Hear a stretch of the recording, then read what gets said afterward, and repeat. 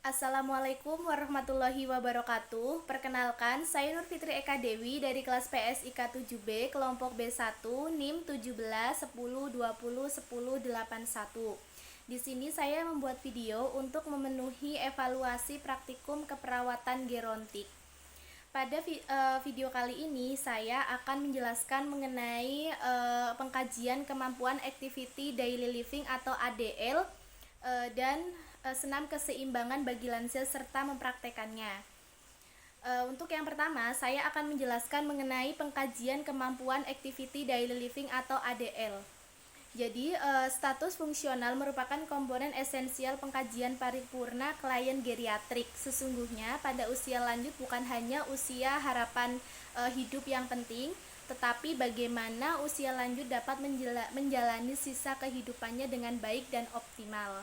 Untuk itu, usia lanjut harus bisa melakukan ADL secara mandiri. Untuk menilai ADL, dasar diperlukan alat ukur yang handal, sahih, dan luas dipakai. Di sini saya akan menjelaskan mengenai alat ukur untuk pengkajian activity daily living atau ADL. Yang pertama yaitu ada pengkajian dengan indeks CATS. Jadi definisinya yaitu mengkaji status fungsional berupa indeks aktivitas kehidupan sehari-hari dengan instrumen CATS. Untuk alat dan bahan, format indeks CATS serta prosedur CATS index. Jadi di sini termasuk kategori yang manakah klien pada lansia saat dikaji. Di sini dari rentang A sampai dengan G. Untuk poin A itu penjelasannya mandiri dalam makan, kontinensia, BAK atau BAB, menggunakan pakaian, pergi ke toilet, berpindah dan mandi. Untuk poin B yaitu mandiri semuanya kecuali salah satu saja dari fungsi di atas. Untuk poin C yaitu mandiri kecuali mandi dan satu lagi fungsi yang lain. Untuk poin D mandiri kecuali mandi, berpakaian dan satu fungsi yang lain. Untuk poin E yaitu mandiri kecuali mandi, berpakaian, ke toilet dan satu fungsi yang lain. Untuk poin F yaitu mandiri kecuali mandiri, berpakaian, ke toilet, berpindah dan satu fungsi yang lain.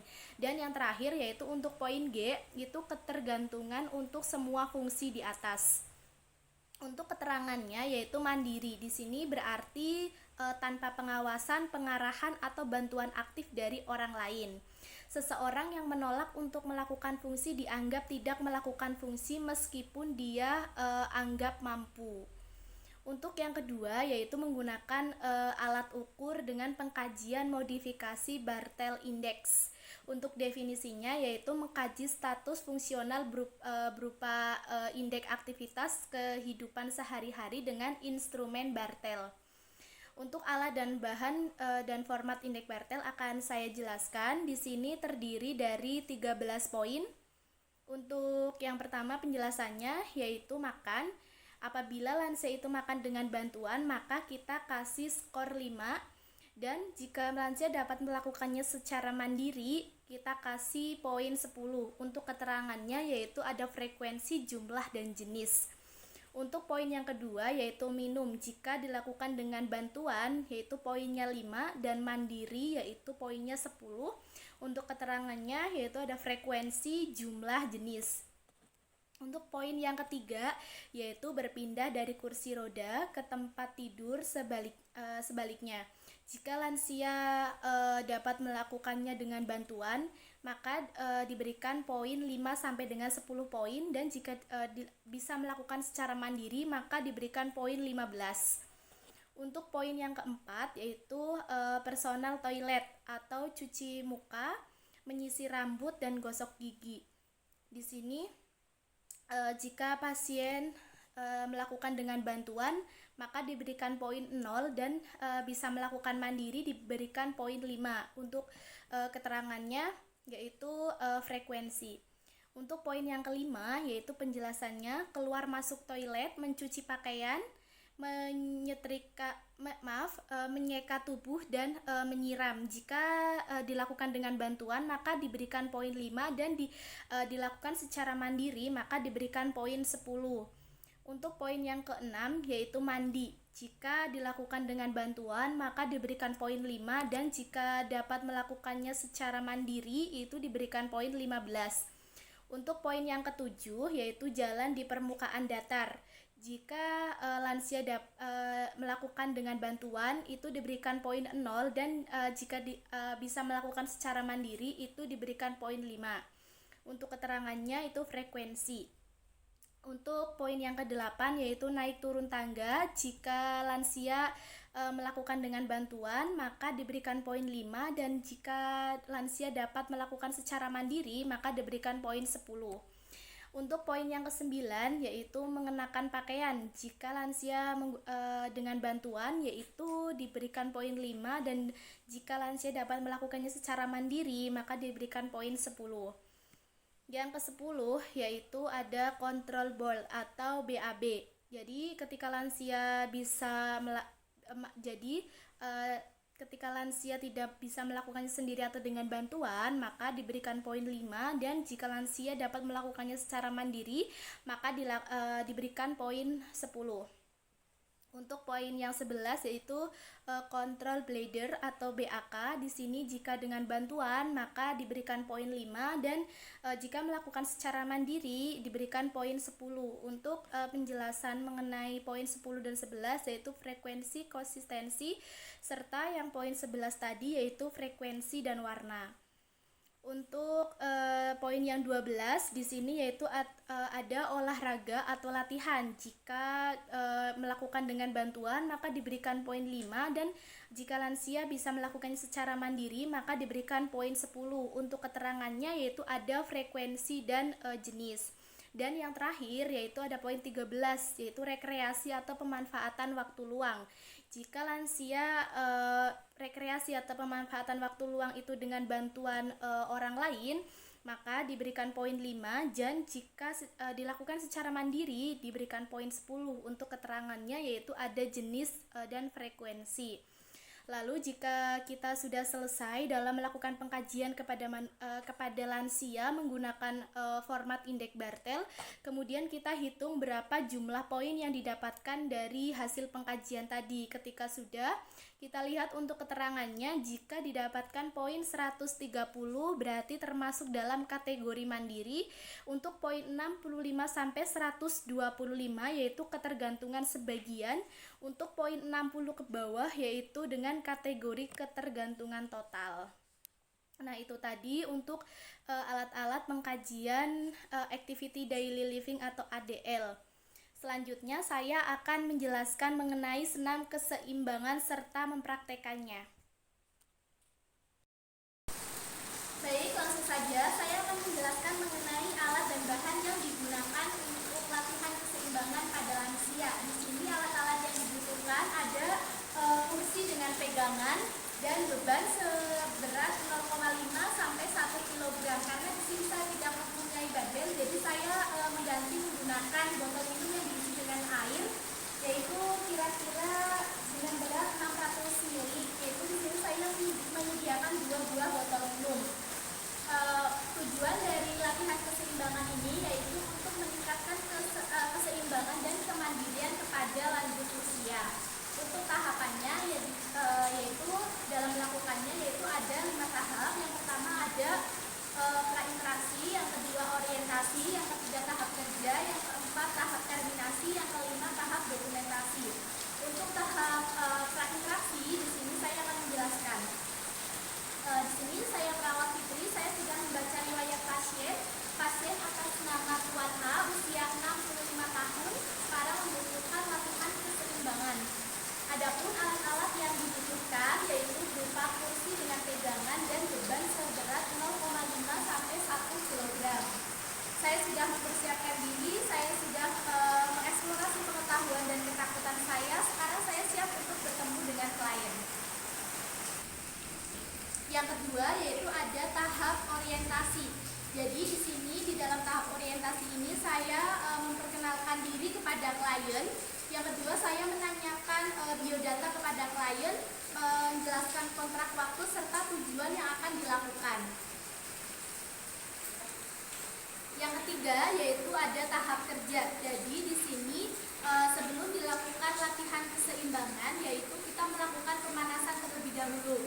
Kemudian yang pertama yaitu kita mengukur jumlah denyut nadi kepada lansia. Jadi biasanya diukur untuk jumlah denyut nadinya terlebih dahulu. Ketika sudah mengukur denyut nadi kepada lansia, kita melakukan pemanasan yaitu dengan melakukan jalan 5 menit untuk melatih kelenturan. Di sini kita menginstruksikan kepada lansia untuk jalan selama 5 menit terlebih dahulu.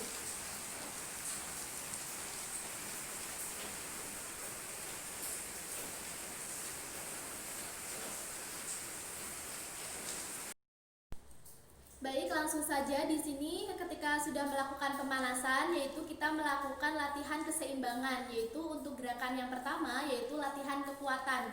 Untuk latihan kekuatan ini gerakan yang pertama yaitu ada overhead arm raise. Jadi overhead arm raise ini merupakan suatu gerakan di mana membutuhkan dua beban yang beratnya mencapai 0,5 atau 1 kg. Dilakukan selama 8 kali. Jadi untuk gerakannya yaitu mengangkat kedua tangan kiri dan kanan ke atas setinggi bahu dan usahakan lengan atas itu tetap lurus.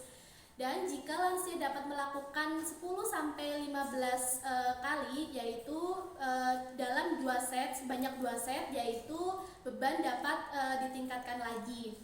Pada saat kita melakukan gerakan overhead arm raise ini, kita menginstruksikan kepada lansia yaitu tidak boleh menahan nafas dan sebaiknya menghembuskan nafas melalui mulut ketika menurunkan beban dan menarik nafas melalui hidung ketika mengangkat beban. Langsung saja saya contohkan dan saya instruksikan kepada lansia yaitu untuk gerakannya yaitu sudah saya jelaskan tadi.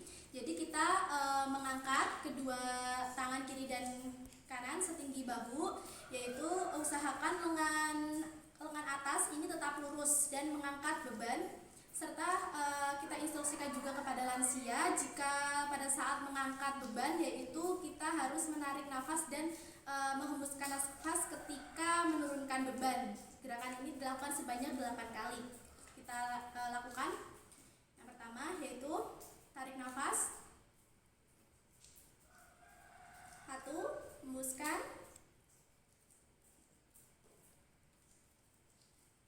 2, hembuskan.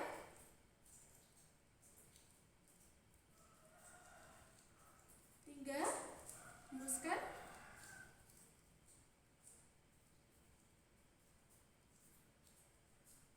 4,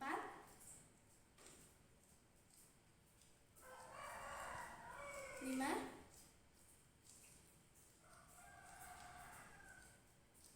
6, 7,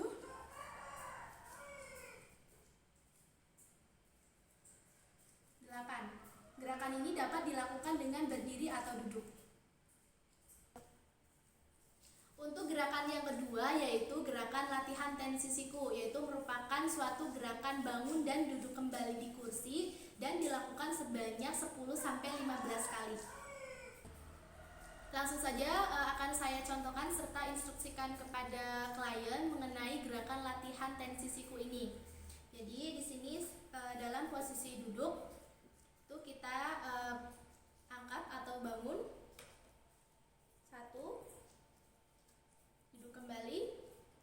2, kembali. 3, duduk kembali.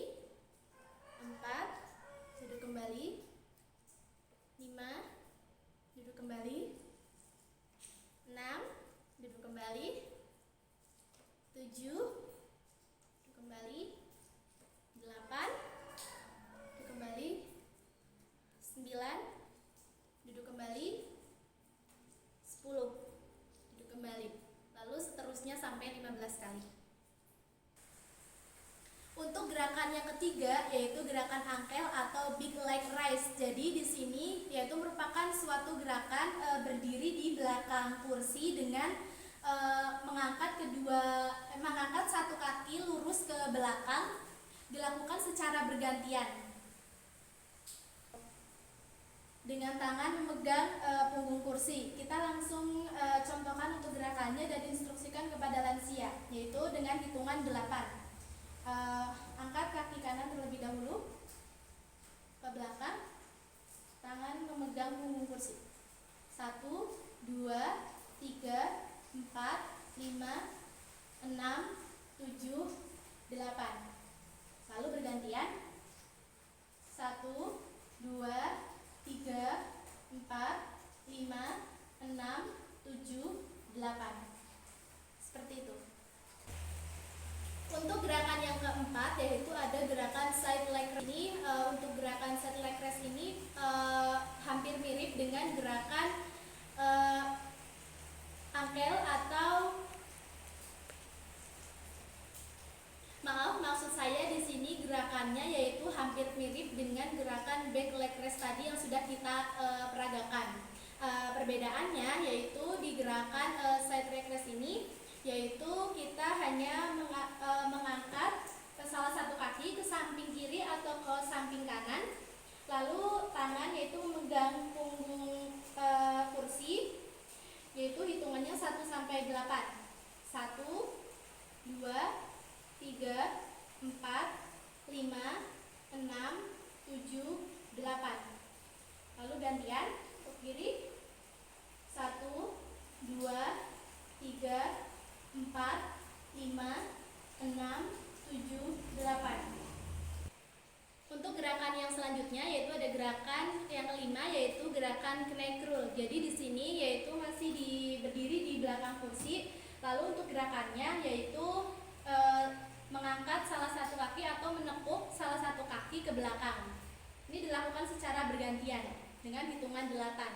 1, 2, 3, 4, 5, 6, 7, 8. Gantian.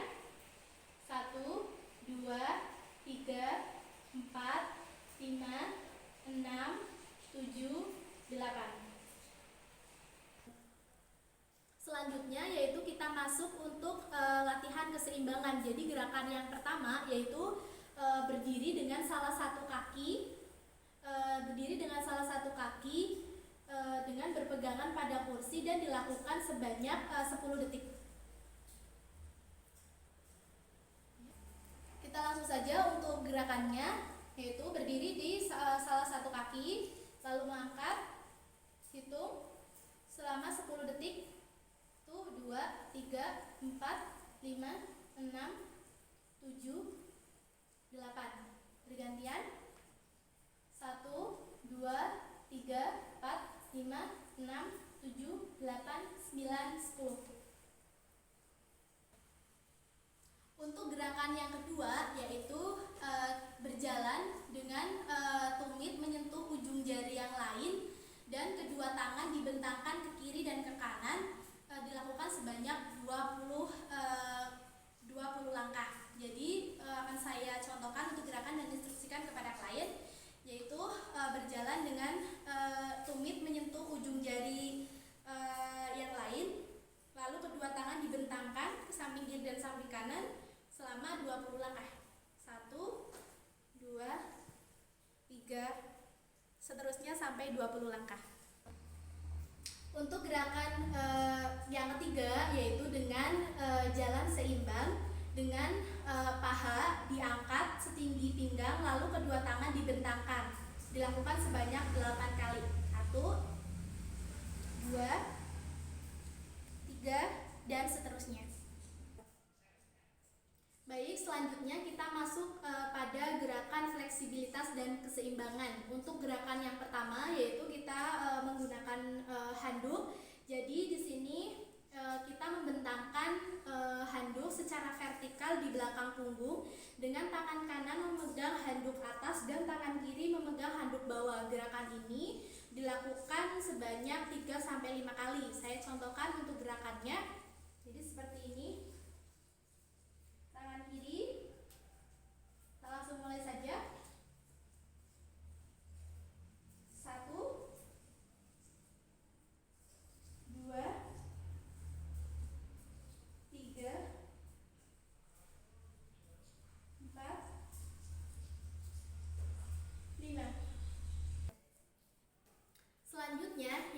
ada gerakan calf seperti gerakan push up, tetapi gerakan ini berdiri di dekat tembok. Jadi seperti ini akan saya contohkan dan instruksikan. Dilakukan sebanyak 8 kali. Mendorong ke arah tembok. 1, 2, 3, 4, 5, 6, 7, 8. Jadi seperti itu. Untuk gerakan yang ketiga atau selanjutnya, yaitu dengan membentangkan tangan lurus ke atas, saling berikatan, dilakukan sebanyak 10 sampai 15 detik atau sekitar 3 sampai 5 kali. Jadi seperti ini untuk saya contohkan. 1, 2, 3. Seperti itu dan seterusnya sampai 5 kali. Selanjutnya yaitu gerakan pendinginan, yaitu dengan melakukan berjalan selama 5 menit. Setelah kita selesai melakukan latihan keseimbangan, selanjutnya yaitu kita melakukan pengukuran tekanan darah dan frekuensi denyut nadi kepada lansia. Frekuensi denyut nadi per menit setelah melakukan latihan sebaiknya yaitu 60 sampai 80% dari jumlah denyut nadi maksimal. Adapun rumus untuk menentukan denyut nadi maksimal yaitu 210 dikurangi usia atau tahun. Itu tadi untuk penjelasan mengenai pengkajian Activity Daily Living atau ADL dan penjelasan mengenai latihan keseimbangan pada lansia. Kurang lebihnya saya meminta maaf. Wassalamualaikum